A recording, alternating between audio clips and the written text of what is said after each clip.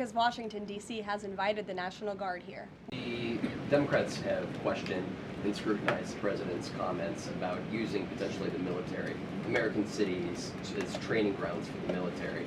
And when you look at Portland, Chicago, local and state officials say that their local law enforcement is able to handle the situations, these protests on the ground. The president says that Portland is burning, using that as justification for the National Guard in Portland. But when you look here in Washington, D.C., the president just last week said it is now a completely safe city, and there are still National Guard members on the streets that are not involved in ICE activities. Can you provide the justification for the White House here in Washington, D.C., why the National Guard members continue to be out on the streets? Because Washington, D.C. has invited the National Guard here. Why?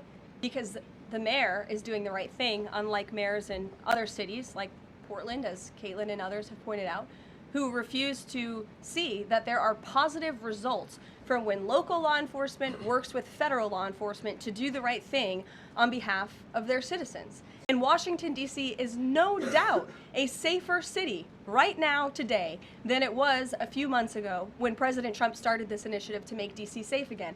And the National Guard is still here because the president and the mayor agree that it's a good thing for the city. State and local law enforcement and federal law enforcement should be working together. And it's a shame that we see in some cities across the country that their mayors are just simply refusing to cooperate because they don't like Donald Trump. And that's what this boils down to. At least 30 people shot during the weekend in Democrat-run Chicago. 5 of them were killed in one weekend. This is completely unacceptable, and the president wants to make American cities safer, and he's willing to work with anyone to do it. Why should they be concerned about the federal government offering help to make their cities a safer place? They should be concerned about the fact that people in their cities right now are being gunned down every single night. And the president, all he's trying to do is fix it. And the president wants to help these local leaders who have been completely ineffective in securing their own cities. Look at Washington, D.C. The murder rate has declined significantly.